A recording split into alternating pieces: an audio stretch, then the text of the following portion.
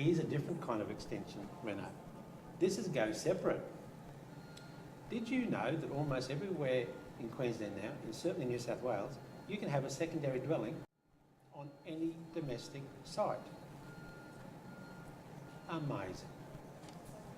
They can be no bigger than 80 square metres inside the outside walls in Brisbane. In Pine Rivers, I think it's 60, isn't it, Ms. Charles? Yeah. They're different all around the country. But the point I want you to learn is going separate is like building a little new house. They're a bit cheaper. And they can completely change the way you think about your property. Great for a teenager retreat, better for a master retreat, great for a granny flat. This one, I want to tell you a little story. When this was built, I went and visited afterwards, and I was sitting on the front veranda of their house right next to her, having a cup of tea with the owner. The kids were coming home from school, as it turned out. And she said, "Watch this, Peter." I was thinking, what the hell's about to happen? Sure enough, the kids came onto the yard, didn't come into the house. They walked through this thing to come up to the house. And I said, "What did they do that for?" She said, "They love it so much, they just want to walk through it every time." So the question then was, "Mum and Dad, can we use that all the time?" "No, it's ours, get out." So going separate can be a really fabulous idea. Why not go everywhere? This was built prior to the 2011 floods and also prior to the GFC. So this cost at the time $700,000. Should be worth to build it now probably close to about 1.1. So it's a fair bit of money in this thing. We did everything to this. We lifted it, we renovated it, we built underneath, we added a big extension. There was also a pool. Oh, did you know the pools can be in the flood level? Weird, isn't it? But you can't put a building in the flood. You can put a pool in the flood. The reason I wanted to show you this one was the extension solved the heating problems of the house. It was really hot, this house. In the extension, we put what I call a Venturi stairwell. It has windows that open the bottom and the top. So in summer, you open them, the entire house vents itself. In winter, you shut the windows and the whole house heats itself. Like the river house we showed you before, this house hardly uses any air conditioning. They said to me when we looked at it a couple of years later, said, "Peter, we turned on the air conditioning, we counted it the other day, 6 times in 2 years." So good orientation, good thinking about room layouts can completely change the way you use the building. Now I'm going to give you a lesson on subtleties. I talk about staging things, going tall, going small, and one of my favourite things, please use overhangs. Here's a staged design. The story with this one is, these people came to me, this was in the late 90s. I knew them really well, and they wanted a weekend at Mullaney. So we built this little 2-bedroom house as a weekender, which they started to use. At the beginning of this, I had a pretty clear idea what was going to happen. Sure enough, 7 years later, they came back to us and said, "We want to make it bigger because we're going to live there now." I knew this was going to happen. Right at the start, we worked out how to extend this building in case we needed to. So it was really simple to change the back end of the house to add this on. Oh, did you know it rains? It does rain here, occasionally. Mullaney, it rains like hell. So what we did, we came with these propped overhangs.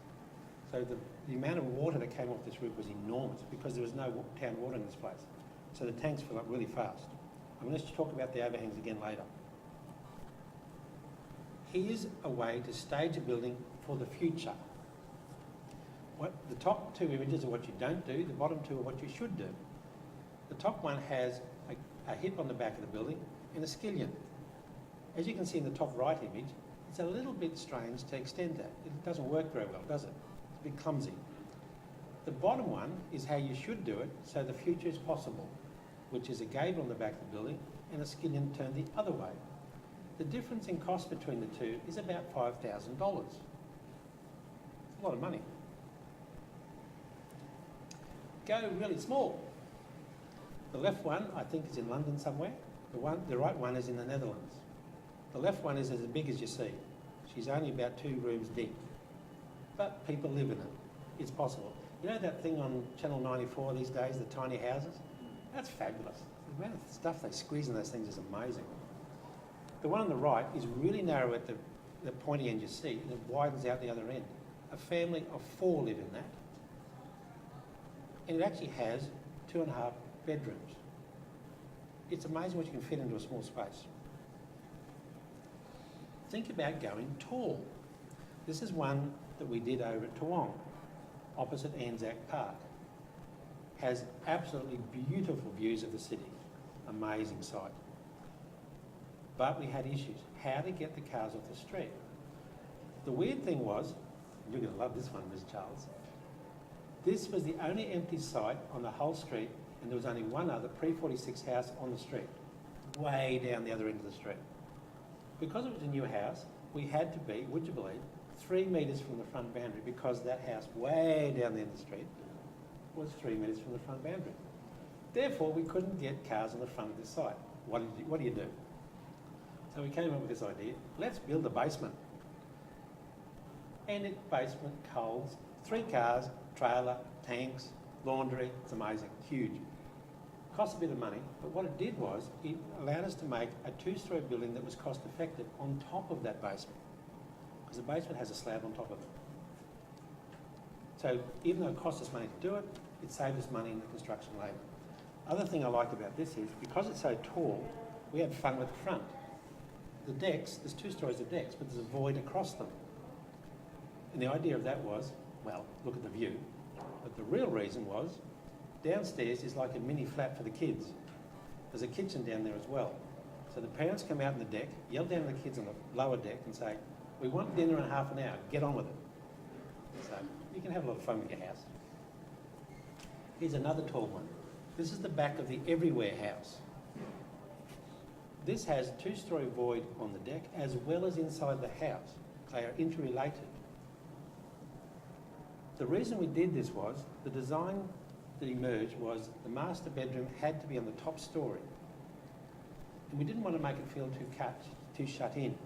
So the 2-storey void can be looked through across the living room by the bedroom upstairs. They pull back these big stacking doors, and lo and behold, they see the city lights. Just doing that adds 100 grand to the value of the property, just getting a view from the bedroom.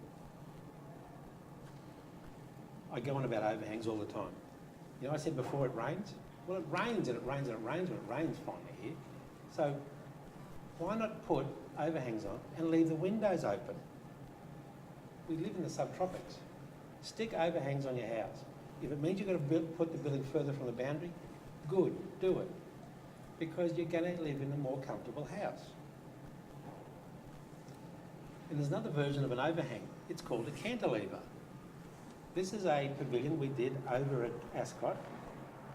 Beautiful Queenslander house. But they had 2 sets of parents coming twice a year. So they needed somewhere to park them, because it was about 9 months of the year these people were living on the property, and it was just getting too squeezy. So they said, what do we do, Peter? And they said, oh, we're just going to extend the house. And I said, no, how about we do a pavilion thing, narrowish, with it hanging over the pool? Can you do that? Yes, it's just steel. So that's what we did. And this now works brilliantly because it's a multi-purpose space to the max. The upstairs is like a mini flat, but when there's no one in it, that's right, we put Murphy beds in it. So the beds get put in the cupboard. The rest of the time it becomes a rumpus room, or a living room, or a breakfast room. Or often what happens is the parents say, we're sick of you kids, we're going to the pavilion. Bye.